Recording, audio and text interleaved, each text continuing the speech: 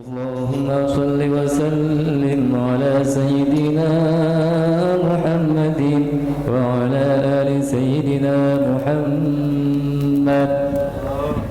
أبصر جلالا جاه يا ربي. تبصر جلالا di dalam hati.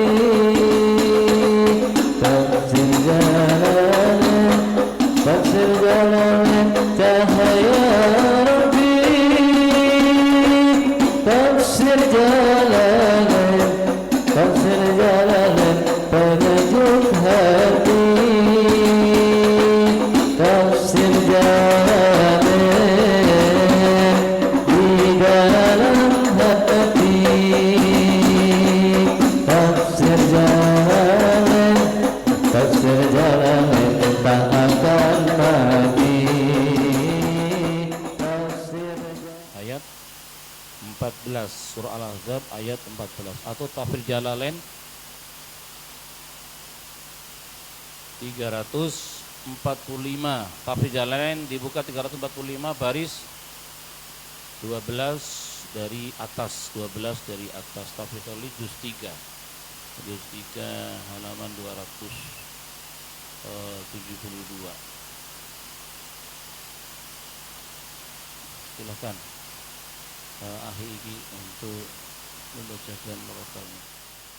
أعوذ بالله من الشيطان الرجيم بسم الله الرحمن الرحيم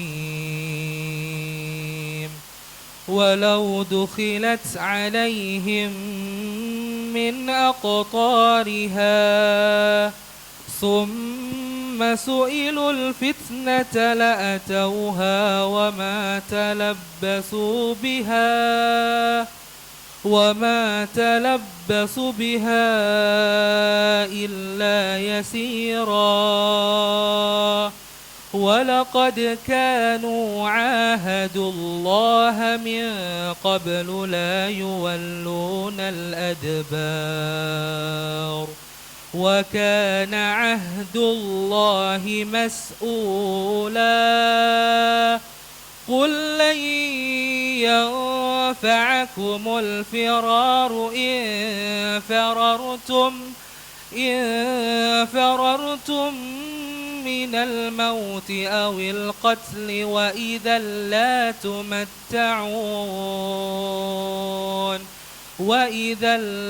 تمتعون إلا قليلا قل من ذا الذي يعصمكم من الله إن أراد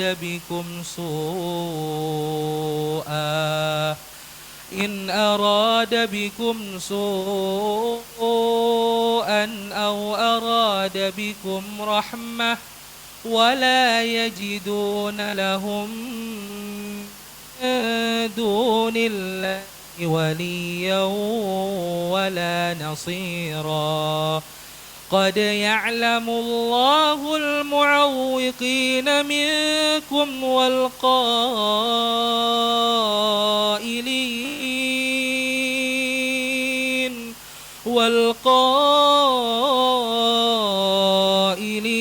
لإخوانهم هلم إلينا ولا يأتون البأس إلا قليلا صدق الله العظيم. أعوذ بالله من الشيطان الرجيم بسم الله الرحمن الرحيم ولو دخلت عليهم من أقطارها walau duhilat, dan andaikan masuk mereka pasukan Ahzab atau Al-Kufar juga bisa ya, mereka orang-orang pasukan kafir. Ail Madinata, ke Madinah, alaihim, atas mereka orang-orang munafik, Terus saya sampaikan dulu agar lebih mudah ini pertemuan.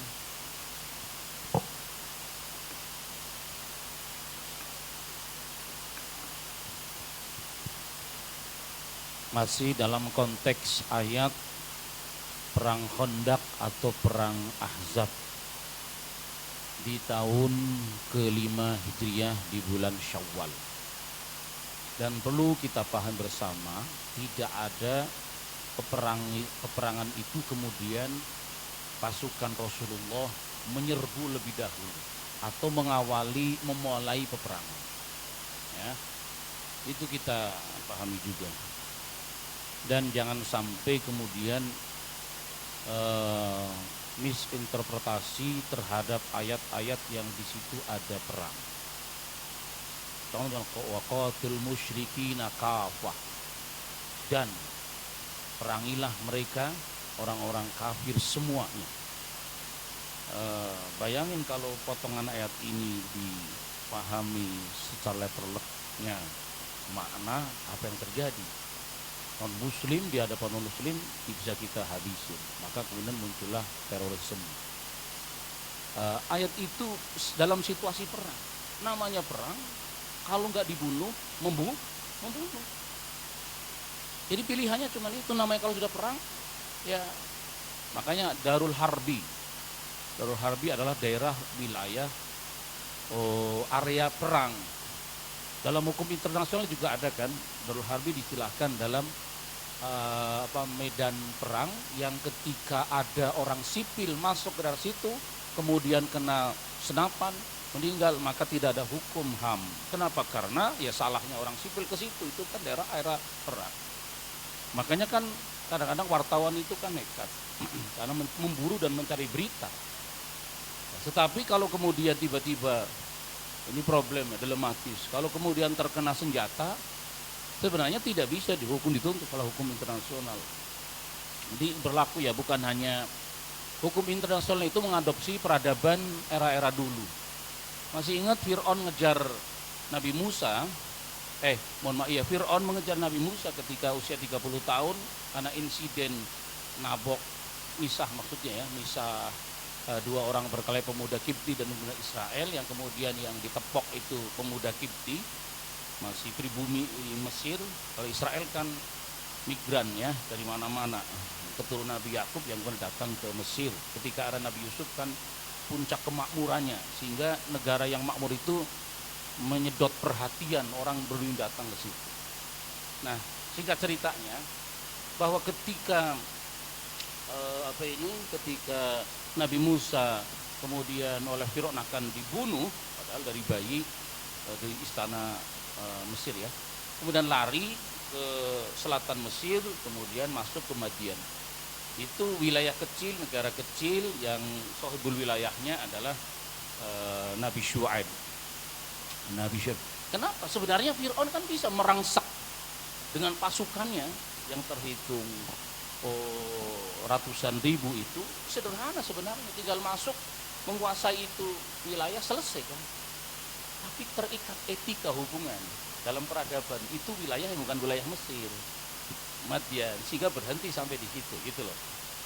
Peradaban, kalau dipelajari dari peradaban kehidupan dari masa ke masa, ada etika-etika. Nah, biarpun Fir'aun itu bengis, kejam, pembunuh berdarah dingin, tapi ya kenapa nggak ngejar itu? Coba aja cari kitab tarikhnya ya, karena begitu. Sehingga kemudian ketika era modern muncullah hukum-hukum internasional. Nah, lebih-lebih Islam ya, sekali lagi perlu pahami benar, lagi perang. Tidak ada permulaan perang yang memulai Rasulullah SAW atau pasukannya.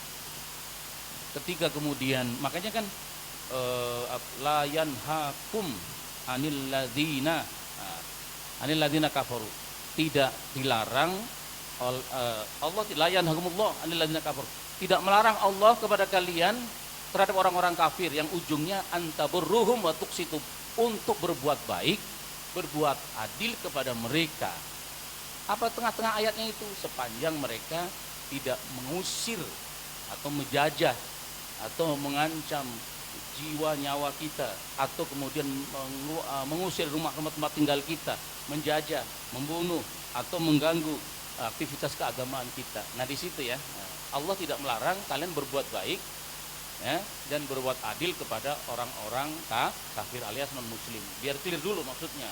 Ntar kalau kemudian perang terus membangkitkan giroh kita jihad, ya jihad melawan siapa? Sekarang kan eranya era teknologi digital. Dengan medsos ya kita ya dengan itu jihadnya kita. Kalau konfrontasi ya lawan konfrontasi, kalau jihadnya jihad dengan perang urap saraf ya kita lawan dengan urap saraf. Artinya ya contohkan yang baiklah sebagai orang muslim yang baik, agar kemudian Quran ini tidak ternodai dan tercemari oleh orang-orang yang tidak senang kepada Islam. Baik, jadi ini peperangan melawan pasukan pasukan Yahudi dan orang-orang kafir Quraisy berkolaborasi, berkoalisi, kemudian membentuk kelompok kekuatan pasukan yang menyerbu Madinah ya. Dan Nabi kemudian bertahan dengan Khandaq ya, dengan parit. Nah, sebenarnya asal mualanya ya suku Bani Nadir ya, suku terbesar di Madinah, suku Yahudi ya. Yahudi dari suku Bani Nadir, dan suku Bani Nadir itu terikat perjanjian untuk saling menjaga dengan Rasulullah, ada perjanjian dengan suku Bani Nadir, tapi mengingkari ya, berkhianat ya. Nah, di tengah-tengah menghadapi pasukan, kita tahu bahwa sejarahnya Madinah, sekali lagi 90% itu penduduk Madinah sudah muslim semua, kecuali orang-orang kabilah-kabilah dari pinggiran Madinah, Ahlul Kitab, Yahudi dan Nasrani ya. Kemudian di tengah-tengah kehidupan Arab Madinah ada kekuatan besar yang cukup lumayan, gak bisa diremehkan, yaitu kekuatannya orang-orang munafik yang berdengkotnya adalah Abdullah bin Ubay bin Salul, kemudian ada lagi Mu'tab bin Bashir, kemudian ada lagi Aus bin Faili. Itu punya pengikut cukup banyak, dan ini menjadi benalu, duri dalam daging, selilit ya. Ini yang paling menyusahkan. Nah, di dalam situasi apapun orang munafik itu, mohon maaf ya, sebelum kemarin orang munafik itu orang kafir itu ya, bukan sikap munafik jadi kafir, tapi kemudian pura-pura menjadi orang beriman, ikut sholat juga, sholat isya, sholat kemudian ikut jihad juga, tapi mereka nanti ngembosin ya, mereka gembosin dari dalam, namanya duri dalam daging ya. Kenapa Nabi tidak kemudian langsung saja langsung dipenggal lehernya, karena mereka jelas orang munafik. Inilah kehati-hatian Rasulullah, agar kita sama-sama gitu ya, sepanjang orang itu zahirnya beriman, sepanjang orang itu zahirnya sholat, maka pantang bagi kita untuk mengkafirkan orang itu, apalagi memancung, memenggal lehernya. Yang pertama itu. Yang kedua, justru orang-orang Yahudi itu memang memprovokasi Rasulullah agar segera memenggal lehernya orang-orang munafik. Nanti akan tercipta stigma Nabi Muhammad itu pembunuh berdarah dingin. Justru itu yang ditunggu kalau dipenggal lehernya orang munafik. Kemudian lihatin Muhammad membunuh sahabatnya sendiri. Jadi kecerdasannya, faktor kecerdasan Nabi itu sampai segitunya. Kalau kita pelajari, gak usah jauh-jauh lah, pokoknya asal kita ngaji Khulasatul Yakin fi Siratus Sayyidil Mursalin, pelajarannya sanawiyah aliyah dari juz 1 sampai juz 3, ketemulah gitu ya, keberadaan mereka ya, keberadaan baik Yahudi maupun munafik. Baik. Nah, kemudian dalam peperangan ini orang-orang munafik juga ikut serta di dalam jihad.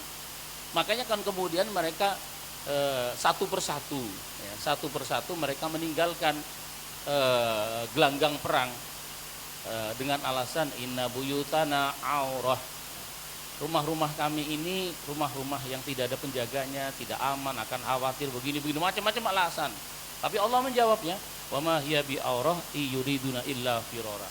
Itu mah alasan saja, tidaklah mereka alasan rumah kami yang ditinggalkan itu rumah yang rapuh, rumah yang perlu keamanannya, rumah yang dikhawatirkan akan terjadi hal yang tidak diinginkan, itu alasan saja.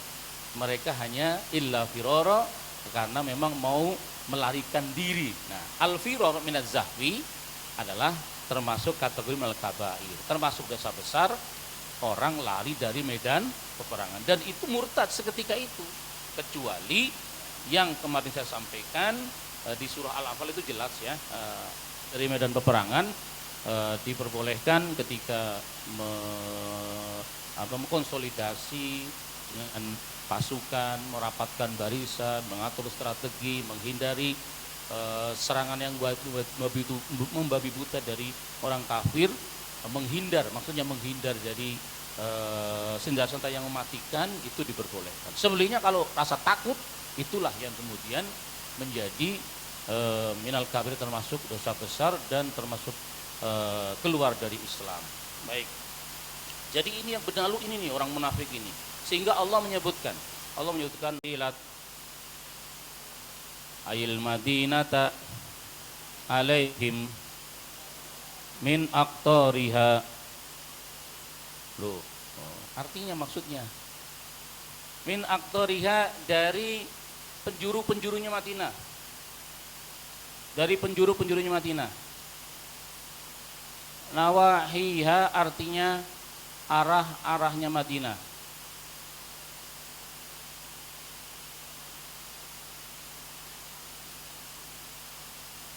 Summa su'ilu, kemudian mereka munafik diminta.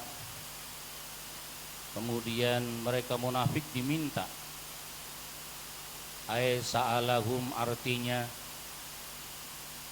meminta kepada mereka, ad-dakhiluna, orang-orang kafir yang masuk ke Madinah, al-fitnata ay asyirka, langsung saja ya, al-fitnata terhadap kekafiran, al-fitnata terhadap kafiran. Asyirka artinya kemusyrikan.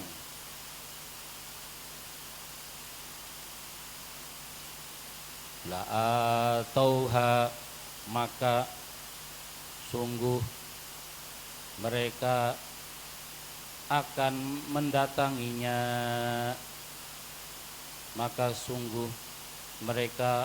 mendatanginya, buka kurung tutup, menurutinya. Ya namanya ada santri ya, jadi kita kalau makna ini buka kurung tutup atau garis miring.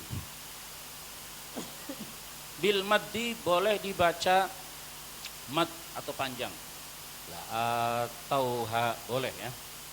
Wal qasri, dan boleh dibaca pendek, la atau ha, itu boleh. Jadi qiraatain, dua bacaan. Min qiraatis sabah, kategori qiraah sabah. Ai a'tuha artinya mereka memberikannya, nyanyi kepada kekafiran ya. Wa fa'aluha, dan mereka melakukannya, nyanyi kekafiran.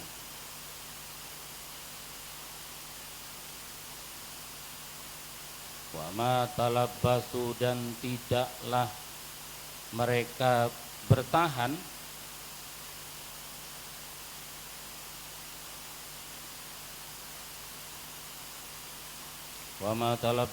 dan tidaklah mereka bertahan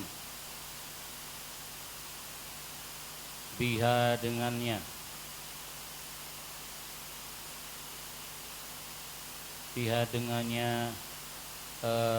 al-fitnah, kekafiran, illa yasiro, melainkan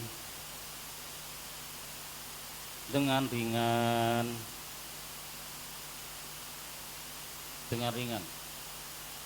dengan gampang bisa, dengan singkat bisa. Maksudnya gini, andai memang gini, ini kan kelanjutan ayat yang mereka mengundurkan diri dari gelanggang perang dengan alasan ini itulah banyak biasa ya, alasan ini itu. Kemudian Allah menjawab kan, counter alasan mereka. Kemudian kalimat ayat di bawahnya, memang begitu orang munafik. Andaikan orang kafir, pasukan Ahzab masuk ke Madinah, menyerbu, semuanya, mereka juga pasti dengan sendirinya, balik kafir. Mereka langsung kafir semuanya, itu orang-orang munafik. Langsung, ya saya orang kafir. Memang aslinya mereka kafir. Itu nggak mungkin mereka bertahan dengan nyawanya. Mereka memilih kafir, memang dasarnya kafir. Ya Allah menyatakan memang begitu dia, modelnya begitu. Nah, ketika Allah menceritakan hal-hal ikhwal kayak gini adalah agar kita tidak seperti mereka. Agar kita ini kan orang kafir, kita kan begini, orang kafir, ya itu orang kafir, kita kan bukan orang kafir. Maksudnya ayat itu demikian. Nah, kalau di begini, fal makna lau dakhala al kufaru al madinata irtadda haula'il munafiqun, ini kalau di Kawisawi ya, wa qatalukum, andikan orang-orang kafir, pasukan kafir masuk ke Madinah tidak tertahan oleh Khandaq, maka memang mereka pasti akan murtad. Haul munafikuna, mereka orang-orang munafik, pasti mereka memang dasarnya kafir, jadi mereka akan mau aja, apalagi dengan senapan, apalagi dengan todongan pedang, kafir, gak usah kayak gitu, ya saya ngikut kalian, pasukan kafir, begitu dengan sendirinya. Wa qatalukum, dan yang mengerikan lagi adalah wa qatalukum, dan mereka pasti akan memerangikum kalian, hitopnya kepada Rasulullah dan pasukannya. Pasti mereka orang munafik akan bergabung dengan orang kafir menggempur pasukan Rasulullah Shallallahu Alaihi Wasallam. Inilah disebut dengan benalu, inilah disebut dengan duri dalam daging. Makanya kan yang paling menggoncangkan jiwanya Rasulullah Shallallahu Alaihi Wasallam adalah ketika menghadapi orang munafik. Kalau orang kafir Quraisy kan jelas dia nyerbu dari Mekah ke Madinah. Sekali lagi ini kan ayat-ayat Madaniyah ya, jadi posisinya cerita Madinah, jangan dibayangkan cerita Mekah. Nah, kan kelihatan orang Yahudi juga kelihatan pemusuhannya, cuman dengan kecerdasannya, namanya ahlul kitab ya, ahli dalam kitab. Tapi yang paling susah adalah menghadapi orang yang mulutnya la ilaha illallah, mulutnya la ilaha illallah, kemudian mulutnya subhanallah, alhamdulillah. Gampang nggak kalau kita ngucapin kayak gitu? Gampang, apalagi orang Arab, aslinya bahasa Arab, ngucapin la ilallah. Tapi jangankan nembus ke hati, ke tenggorokan saja mereka la ilallahnya tidak sampai. Nah, inilah yang pelajaran buat kita bersama. Jangan sampai kita la ilaha illallah tapi gak nembus ke hati. Ya sama, apa bedanya kita dengan mereka? Mereka itu masya Allah, subhanallah, alhamdulillah, fasih, namanya orang Arab. Betul tidak? Orang Arab kan ngomong kayak Abu Jahal aja kan bisa ngomong kayak gitu, betul nggak? Abu Lahab, namanya orang Arab ya. Orang Arab kan zaman Arab dulu ya, Arab dulu ngomong kayak gitu ya bisa biasa aja, apalagi orang munafik. Yes, gampang banget. Subhanallah, masya Allah. Jangan tertipu dengan lip service. Ya, jangan tertipu dengan buah bibir, silatan lidah, karena kita tidak tahu hatinya. Tapi bukan berarti kita bersuudzon kepada orang. Kalau kita kan alhum ya dulu bidwahir. Kalau kita menilai orang itu dohirnya, kalau dohirnya dia sholat, mau dohirnya dia haji, ya umroh, ya puasa, sudah selesai. Jangan ada perkataan yang kemudian mengatakan, hei munafik, hei kafir, hei murtad, hei Yahudi. Jangan. Dengan perbedaan apapun di antara kita, jangan sekali-kali mengeluarkan kata-kata itu. Kita kalau mempelajari Al-Baqarah saja, berkaitan dengan orang-orang Yahudi sebencinya kepada Rasulullah, sampai Allah menyebutkan hasadan mindi angkusi, mereka itu punya kedengkian kepada Nabi semenjak lahirnya. Nah itu kan gini, benci sama lahir, sampai kemudian Nabi menyebutkan anna iblis alaihi laknah ronna arbaronatin. Iblis pernah menjerit, menangis saking keselnya 4 kali. 4 kali beliau menjerit, kesel saking dongkolnya. Iblis loh. Halo, kenal iblis? Pokoknya begitulah ya, iblis ya. Itu pernah juga Terus saking keselnya nangis. Salah satu di antara hina wulida sallallahu alaihi wasallam, tatkala dilahirkannya baginda Rasul Muhammad sallallahu alaihi wasallam. Saya ulang. Berarti kelompok yang benci sama kelahiran Nabi siapa? Kayaknya kurang kompak nih. Yang benci sama kelahiran Nabi siapa? Tapi kan kita ucapin di dalam majelis ini, tidak boleh keluar ada orang tiba-tiba kemudian iblis lu. Ya, nggak boleh. Antaran perbedaan pendapat, yang satu senang maulid, yang satu enggak, ya jangan. Sama dengan kelompok kedua, yang benci hasad dan indah angkusim itu, orang yang benci sama kelahiran Nabi. Kelahiran kan dasarnya maulid, ya. Sederhananya gitu, kelahiran Nabi adalah ahlul kitab Yahudi dan Nasrani. Nah kalau saya tanya di dalam majelis ini yang saya sebutkan tadi, berarti termasuk yang benci sama maulid, sama kelahiran Nabi, kelompok siapa? Bukan yang kedua tadi. Wah, dia kesembung naik gunung, turunnya kagak nyambung. Ya Allah, siapa tadi? Yang kedua, kelompok kedua, yang benci sama alergi antipati sama lahirnya Nabi, ahlul kitab Yahudi dan Nasrani. Tidak boleh kita kemudian tiba-tiba lantaran ada orang nggak senang sama maulid, kita tohok, Yahudi lu ya, gitu. Jangan, nggak boleh. Tetap saja kita tetap menjaga. Setuju?